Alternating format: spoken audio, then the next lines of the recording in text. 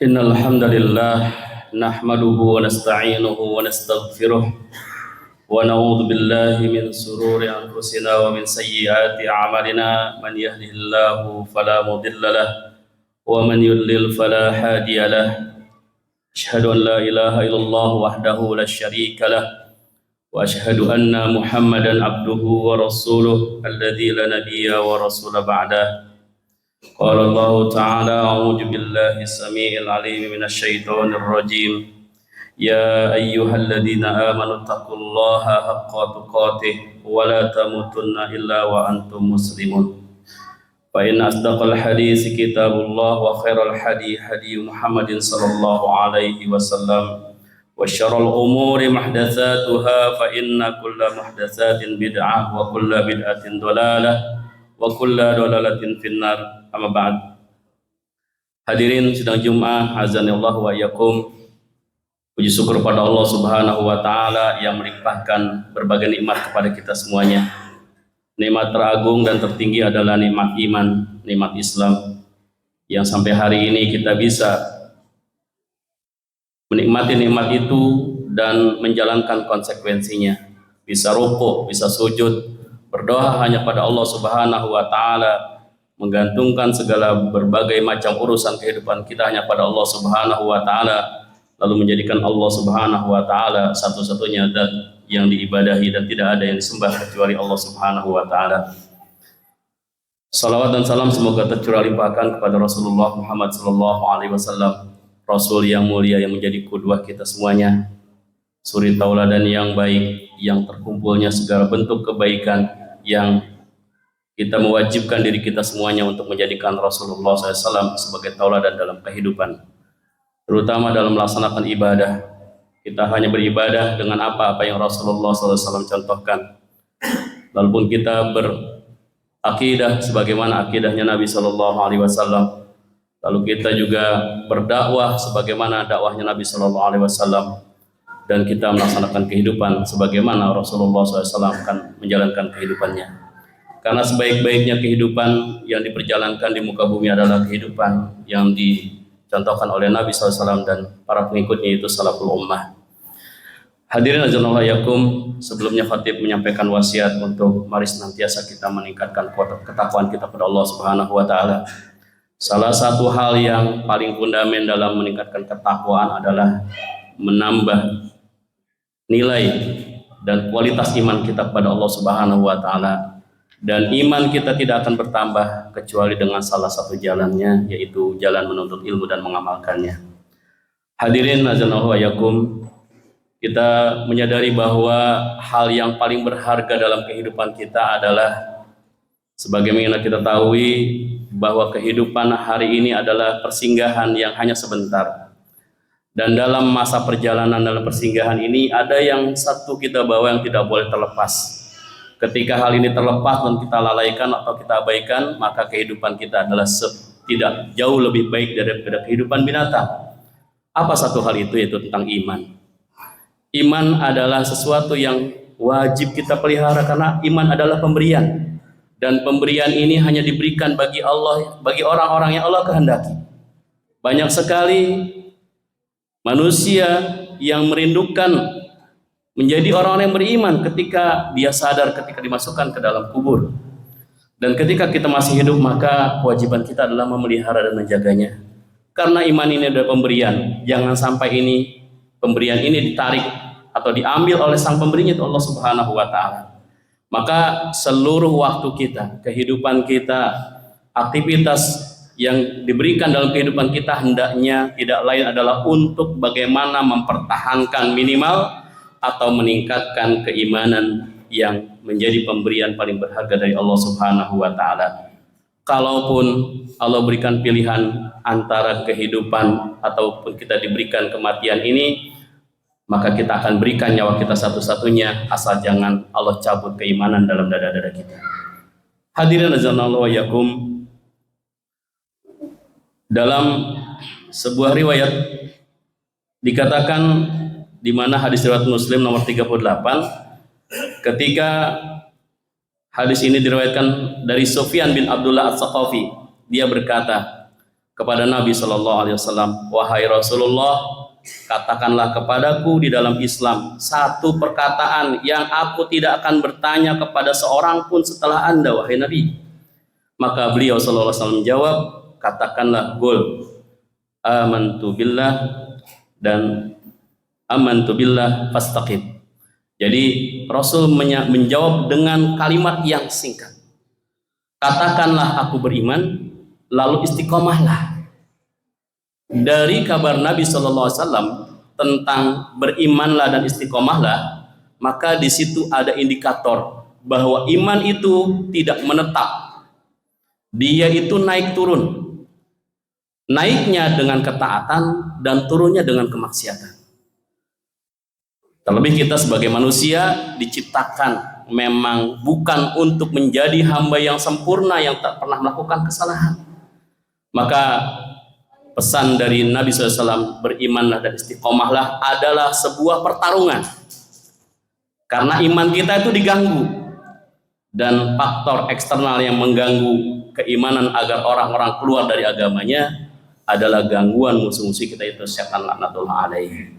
Dan kita harus sadari dan harus memeranginya dan kita jadikan sebagai sebuah musuh yang paling berbahaya untuk kita semuanya. Karena setan senantiasa merenggut dan merampas nilai-nilai keimanan kita sampai kita terjerumus pada sebuah nilai-nilai yang menjauhkan kita dari keimanan, bahkan diseret kepada kekufuran. Hadirin azanallahu yakum, sidang Jumat yang berbahagia, ada beberapa faktor-faktor atau noda-noda yang bisa merusak keimanan. Khatib menyampaikan yang pertama adalah faktor internal, faktor yang disebabkan dari dalam diri kita. Yang pertama adalah faktor yang bisa merusak atau mencacati nilai keimanan kita adalah al-jahl, yaitu kebodohan. Ya, bagaimana seorang bisa mengatakan beriman ketika dia tidak memahami apa itu iman, apa konsekuensinya, apa pembatal-pembatalnya, bagaimana cara menerapkan iman yang benar. Maka kejahilan atau kebodohan adalah faktor yang banyak menjerumuskan orang dalam hilangnya bahkan nilai-nilai keimanan dalam dirinya. Maka untuk itu tidak ada obat dari kejahilan kecuali ilmu. Maka jangan pernah berhenti kita menyisihkan waktu kita semuanya dalam rangka untuk menjaga iman kita. Jadi belajar agama itu bukan hanya untuk tahun-tahun tertentu. Bahkan dia diwajibkan sampai selesainya kontrak hidup kita oleh Allah Subhanahu wa taala, dicukupkan rezeki kita dan dikembalikan kita pada Allah Subhanahu wa taala. Tentang kejahilan yang menyebabkan faktor keimanan itu tercacati, pernah dialami oleh kaumnya Musa alaihissalam. Bani Israel dikenal dengan kaum-kaum yang nyeleneh, yang kadang-kadang cara berpikirnya tidak rasional. Maka ketika Allah berfirman di dalam surat Al-A'raf ayat 138, qalu ya Musa aj'al lana ilaha kama lahum alihatan qala innakum qaumun tajhalun. Ketika Bani Israel berkata, meminta kepada Musa, hai Musa, buatkanlah untuk kami sebuah Tuhan atau berhala sebagaimana mereka mempunyai beberapa Tuhan atau berhala. Lalu Musa menjawab, sesungguhnya kamu adalah kaum yang bodoh, tidak mengetahui tentang Rabbmu. Ini menggambarkan bahwa ya, sampai-sampai Musa mengatakan kepada kaumnya, seolah-olah keimanan atau konsep keimanan dalam Islam itu disamakan dengan konsep-konsep penyembahan kepada selain Allah. Karena ketika itu marak manusia berbondong-bondong menyembah kepada sesama hamba, kepada berhala, kepada pepohonan, kepada leluhur, bahkan ada manusia yang dijadikan Tuhan oleh mereka. Maka konsep iman tidak begitu. Sampai-sampai Bani Israil meminta wujud Tuhan yang dibentuk dalam bentuk patung. Maka Musa mengatakan ini adalah sebuah kebodohan. Maka sebagai orang beriman, faktor yang pertama harus kita hindari adalah bagaimana menghapus kejahilan, kebodohan dalam diri kita sebagai sebuah kebutuhan. Maka menuntut ilmu bukanlah sebatas kewajiban, tapi sebagai sebuah kebutuhan untuk menjaga agar iman kita terpelihara secara baik. Yang kedua, faktor yang bisa menggerogoti dan mencacati iman adalah faktor kelalaian atau al-ghaflah dalam bahasa agamanya. Faktor internal ini yaitu lalai apabila seorang hamba lalai tentang tujuan apa yang dia diciptakan. Allah Subhanahu wa taala berfirman, "Wa ma khalaqtul jinna wal insa illa liya'budun." Tidak akan aku ciptakan jin dan manusia kecuali untuk beribadah hanya kepadaku saja. Jelas, lugas, dan sederhana. Allah menciptakan seluruh manusia tidak lain hanya untuk tujuan ini, untuk tujuan ibadah. Maka apapun aktivitas kita, ini hendaknya bernilai ibadah di sisi Allah Subhanahu wa taala, termasuk dalam memenuhi kebutuhan kehidupan bagi para ayah mencari nafkah. Ketika berangkat kerja maka diwajibkan meniatkan untuk beribadah pada Allah Subhanahu wa taala agar tujuan dari penciptaan seorang hamba itu tercapai. Ketika tercapai maka kita diakui sebagai hamba yang beriman secara utuh oleh Allah Subhanahu wa taala. Dan faktor kelalaian ini juga banyak disebabkan dengan hal lain.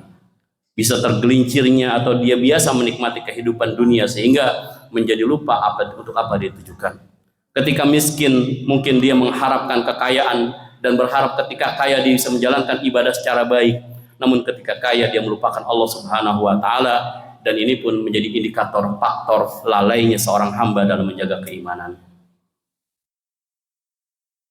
Allah Subhanahu wa taala berfirman tentang mensifati orang-orang kafir yang sifat lalai adalah bagian dari sifat mereka. Yang artinya dan sesungguhnya kebanyakan dari manusia itu lalai atau lengah dari tanda-tanda kekuasaan kami. Kehidupan alam semesta, Al-Quran diturunkan, adanya Rasulullah SAW diutus sebagai seorang nabi, itu adalah tanda-tanda Allah Subhanahu wa taala untuk bagaimana kita memahami bahwa tujuan ibadah kita, tujuan kehidupan kita adalah untuk beribadah pada Allah Subhanahu wa taala. Faktor yang ketiga adalah yang menjadi noda dan yang bisa mencacati keimanan adalah berpalingnya manusia dari kebenaran karena hawa nafsunya. Ketika datang peringatan-peringatan dari Allah Subhanahu wa taala dan Rasulnya tentang apa-apa yang termaktub dalam Al-Quran dan sunnah-sunnahnya, lalu dia tidak menerimanya karena sebuah alasan, ya, karena sebuah hawa nafsu, maka dia dikatakan orang yang berpaling. Ketika Allah mengatakan bahwa riba haram, lalu seorang manusia terbentur dengan kebutuhan, lalu dia mengatakan, ya, ini terpaksa kami lakukan, atau gampang nanti kami bisa bertobat setelah kita melakukannya. Ini pun bagian dari orang-orang yang berpaling dari kebenaran, karena kebenaran itu sifatnya adalah mutlak, tidak bisa ditawar-tawar. Sejak agama ini diturunkan sampai hari ini, sampai ditegakkannya hari kiamat, yang haram adalah haram, yang halal adalah halal di sisi agama. Maka kita meminta pada Allah Subhanahu wa taala agar Allah kokohkan kita dan tidak berpaling dari kebenaran.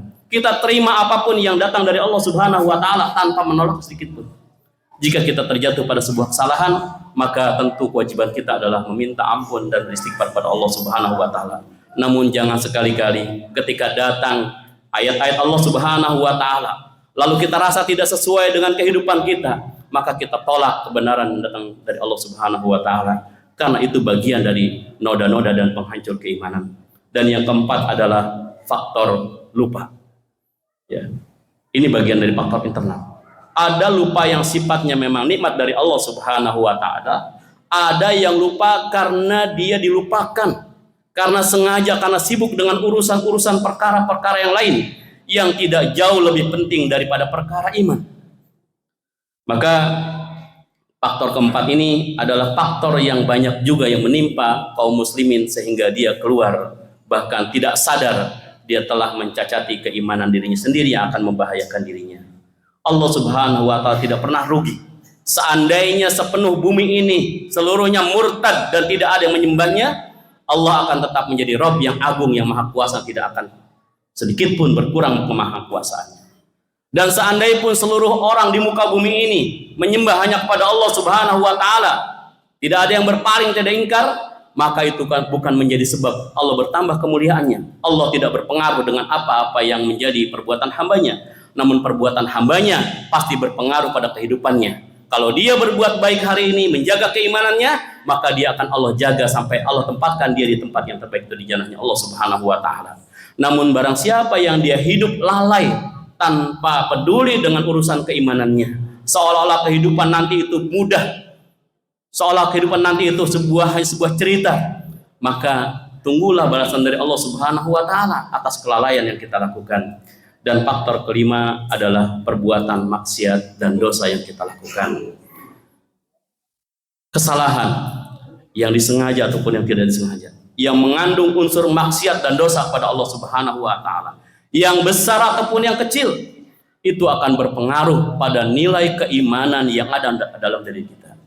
Dan yang terakhir, bahwa faktor yang merusak keimanan adalah yakni terfitnah dengan urusan dunia dalam bentuk keindahan apapun.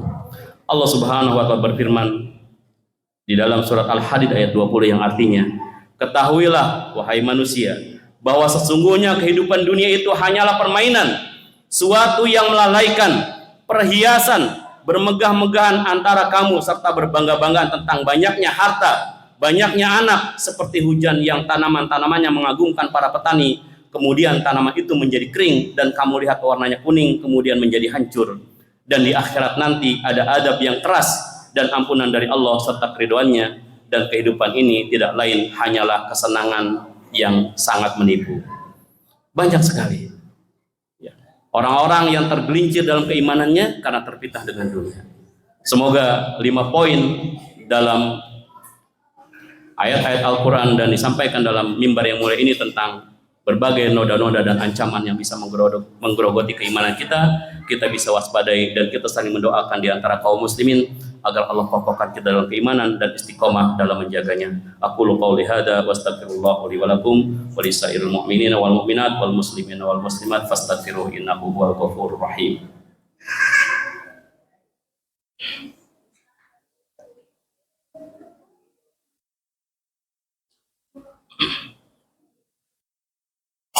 Alhamdulillah, wassalatu wassalamu ala rasulillah wa ala alihi wa ashabihi wa man tabi'ahum bi ihsanin ila yaumil amma ba'd. Hadirin azanillahu wa iyyakum, sidang Jumat yang berbahagia. Di kesempatan khutbah yang kedua ini, mari kita banyak memohon ampun kepada Allah Subhanahu wa taala agar Allah pelihara keimanan kita sampai Allah datangkan kematian kepada kita, dan juga kita memohon kepada Allah Subhanahu wa taala agar anak-anak kita, keturunan kita menjadi keturunan ahlul iman, orang-orang yang hidup dengan iman dan mati dalam keadaan iman dan dimasukkan ke surga karena Allah rahmati dia mempertahankan keimanannya kepada Allah Subhanahu wa taala. Semoga Allah jaga negeri ini dari berbagai kerusakan, dari perusak-perusak internal maupun eksternal, dari orang-orang yang menginginkan kerusakan dan kehancuran, dan dari orang-orang yang zalim dengan kezaliman yang akan dikembalikan kepada mereka semuanya. Innallaha wa malaikatahu yusholluna 'alan nabi ya ayyuhalladzina amanu shallu 'alaihi wa sallimu taslima. Allahumma shalli 'ala Muhammad wa 'ala ali Muhammad kama shallaita 'ala Ibrahim wa 'ala ali Ibrahim innaka Hamidum Majid. Wa barik 'ala Muhammad wa 'ala ali Muhammad kama barakta 'ala Ibrahim wa 'ala ali Ibrahim innaka Hamidum Majid. Allahumma ighfiril muslimina wal muslimat wal mu'minina wal mu'minat al ahya'i minhum wal amwat innaka sami'un qaribun mujibud da'awat. Allahumma arinal haqqa haqqan warzuqna ittiba'ah wa arinal batila batilan warzuqna ijtinabah. Allahumma inna nas'aluka al-huda wat tuqa wal afafa wal ghina. Allahumma inna nas'aluka wal tuqa wal afafa wal ghina. Rabbana la tuzigh qulubana ba'da idh hadaitana wa hab lana min ladunka rahmah innaka antal wahhab. Rabbana la tu'akhidna in nasyina aw akhtana. Rabbana wa la tahmil alaina isran kama hamaltahu ala alladziina min qablina. Rabbana wa la tuhammilna ma la taqata lana bih wa'fu anna waghfir lana warhamna anta maulana fansurna 'alal qawmil kafirin. Rabbana atina fid dunya hasanah wa fil akhirati hasanah wa qina adzabannar. Walhamdulillahi rabbil alamin. Aqimus shalah.